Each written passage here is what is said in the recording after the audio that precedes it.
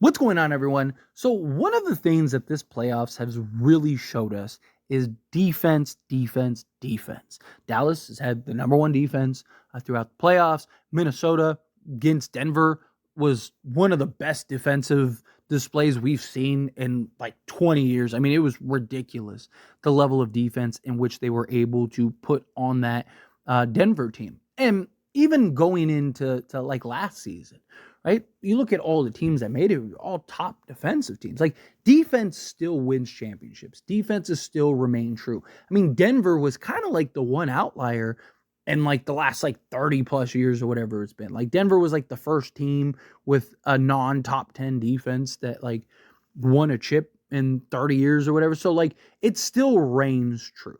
Right? Because when the offense gets stagnant or you're not able to score, right? You can rely on your defense to get the stops necessary to keep you in the game or at least keep you in striking range.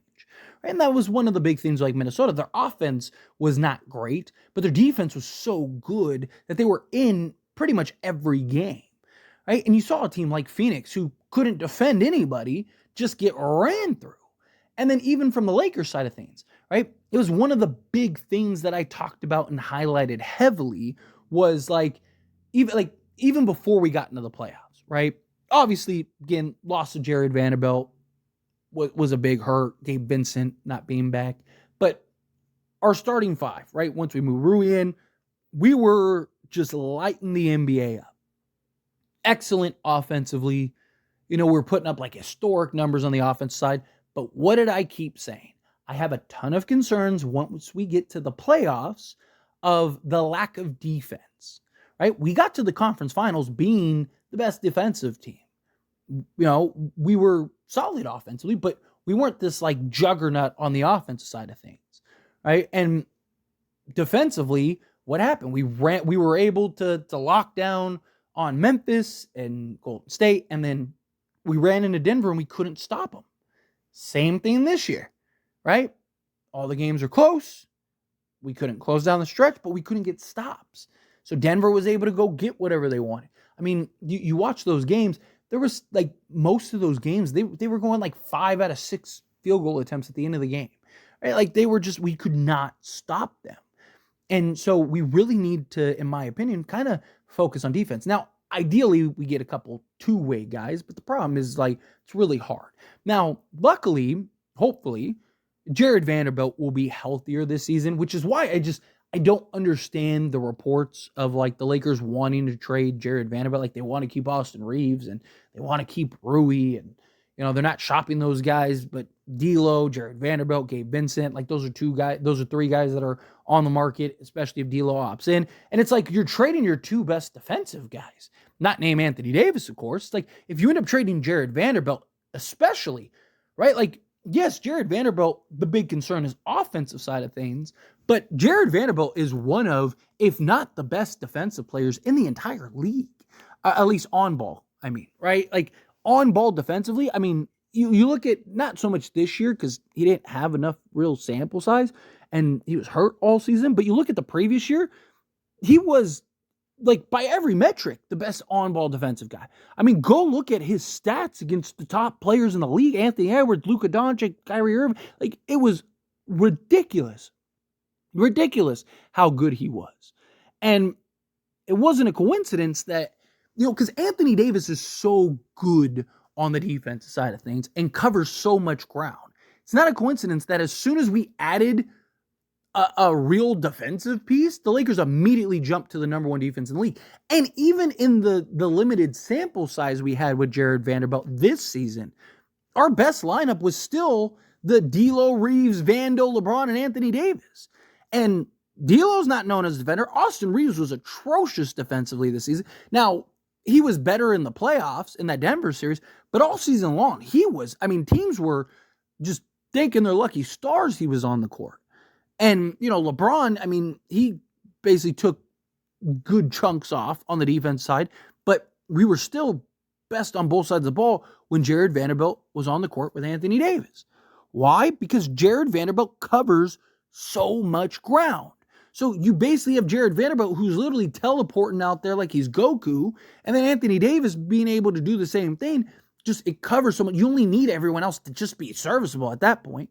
So to me, it's like, I think you need to keep Jared Vanderbilt at all costs, keep him alongside Anthony Davis, and then focus on bare minimum guys that, yes, you need offense, of course. You need guys that are able to score, but you can account for, 40 to 50 points a game just between Anthony Davis and LeBron. So, like, you just need to get another, 70 points collectively amongst the rest of the roster. But I really do think you need to get some real defensive players, right? Again, Gabe Vincent, if you, I'm not saying you don't trade him if it arises, because you do have to give something to get something. But like, to me, it's like, no, even the star route.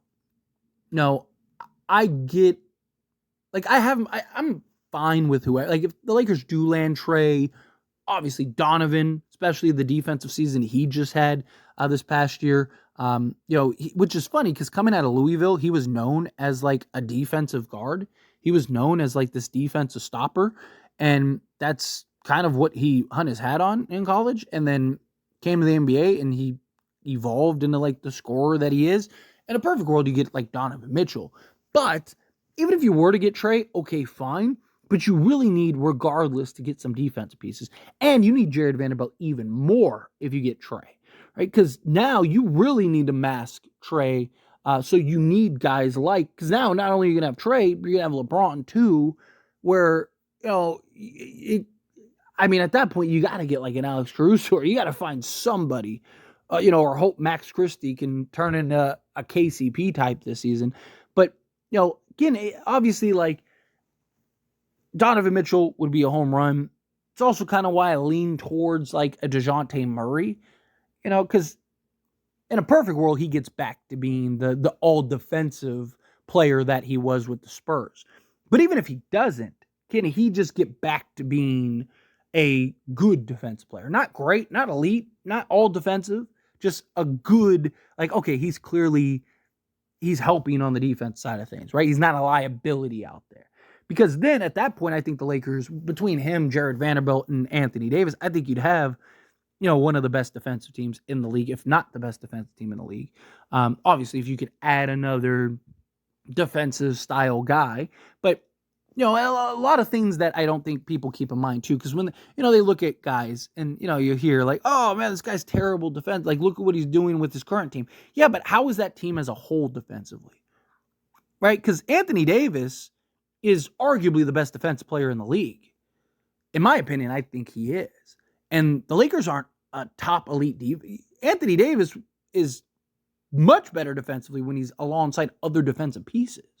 Right? So you look at a guy like even a DeJounte Murray, and it's like, he hasn't been that great defensively with Atlanta. It's like, well, yeah, like who does Atlanta have that can defend outside of him?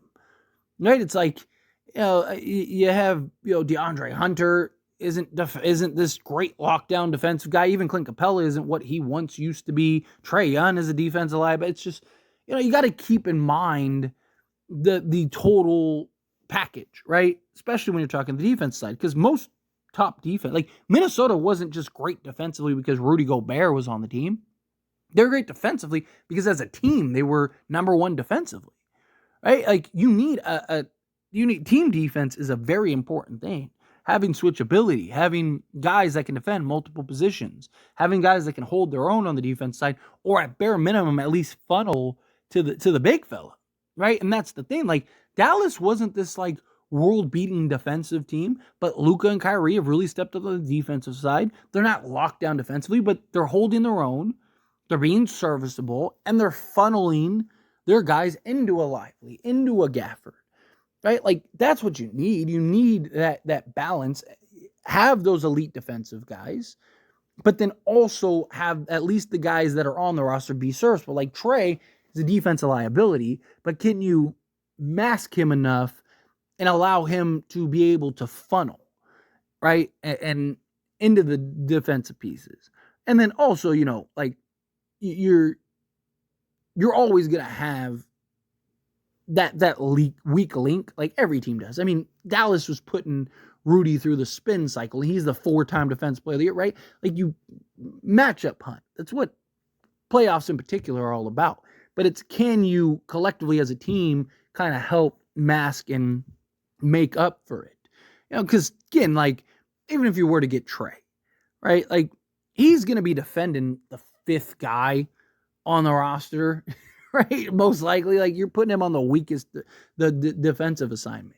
But to me, even in free agency, I definitely think whether they get a Trey or a Mitchell or whatever, they got to get some real defensive pieces. Now, I do think if there's, again, obviously you want to get as many two-way guys as possible, right? Can you get an Alex Caruso? Can you get a Royce O'Neal, a Dorian Finney-Smith, right? Like, Jeremy Grant, whatever, right? Ideally, you want to do that. But if you were, like, let's just use Trey as an example, because I think he's the most realistic. Let's say you land Trey. At that point, between him, Anthony Davis, and LeBron, you have more than enough scoring. At that point, you need defense more than you need offense. Now, I'm not saying you want guys to just be completely non-existent on the offensive side of things, but I do think, like, if you could have, Jared Vanderbilt out there, and let's say you could go get, some defense specialist, like, say you're able to, like, go get a guy like even a Gary Harris or something, right? Like, somebody that can hold their own on the defense side, somebody that can defend out on the perimeter, right? Like, somebody that, on occasion can light it up, but he's not a guy that's going to go drop 50, right? Like, to me, you need those defensive pieces, right? Like, the problem was, like, you look at Darvin Ham, loved to play Cam Reddish, right? And it's like, okay, but we don't have enough offense around them, right? So it's like Cam Reddish he's not as good defensively as Jared Vanderbilt is, but I get the idea. You don't have Jared Vanderbilt, gives you the size, the length, versatility on the defense side, but he's not as bad on the offense side as Jared Vanderbilt, but he's not that much better. So it's like, and then your other pieces aren't just lights out on the offensive side, where I think if you, say you had a Trey, again, just using examples here, right? Say you had a Trey. If you wanted to run Cam Reddish and Jared Vanderbilt, I think you get away with it a little more. I'm not saying that that's ideal, but I do think you could get away with those two, just size, athleticism, defensive houndness, and then the responsibility is on the coach to draw up the offensive schemes to make those two viable offensive weapons, right? Which you saw even with Darvin Ham, he was able to make Jared Vanderbilt an effective offensive weapon. And I mean, before he got hurt, he had like a 5-game stretch where he was giving you 12 a game, right? And I mean, even floor spacing, like, there's more to spacing. Like, people always go, oh, well, you need 3-point shooting to space the floor. There's a lot of ways to space the floor besides 3-point shooting, right? Again, it's about just being able to I mean, LeBron by himself and Anthony Davis, and especially if you get a Trey and these guys, they're so good at sucking in and drawing in the defense, right? You see most teams, it's drive and kick, drive and kick, drive and kick, drive and kick. Like, they play just such a simple offense, right?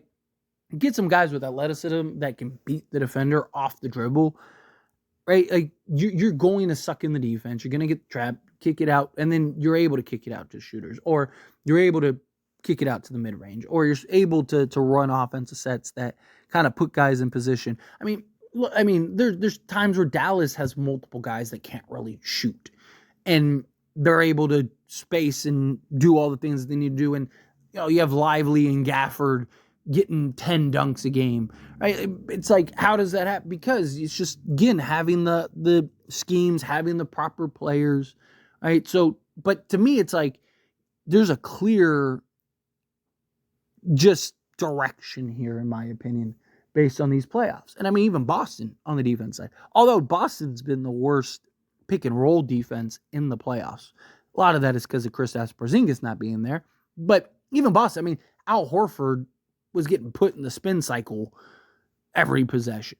And Boston was still a top team, right? Because they just have so many defensive pieces, right? So to me, it's like, if you can build the proper defense to where you can be able to stop guys, you also again, you have to have that balance. You have to be able to score, as you just saw with the Minnesota Timberwolves, right? So to me, it's like, okay, if you're going to go get those stars, right, fine. Again, I'd prefer a DeJounte Murray over a Trey or whatever. But like, to me, it's like, if you're going to go get those stars, fine. But you have to have proper balance on the defense and offense side.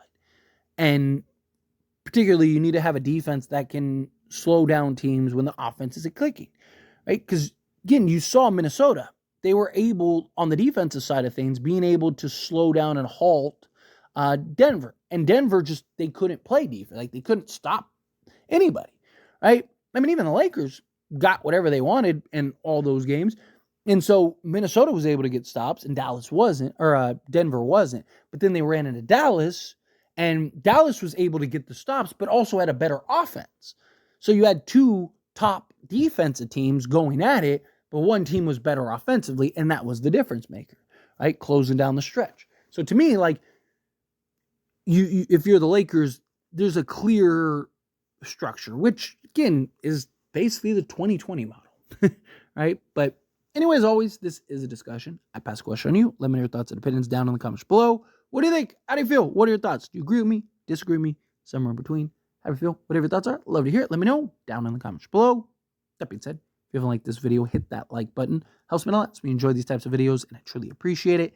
Not subscribe to the channel, hit that subscribe button. Turn on the bell notifications. Appreciate y'all. See you in the next one.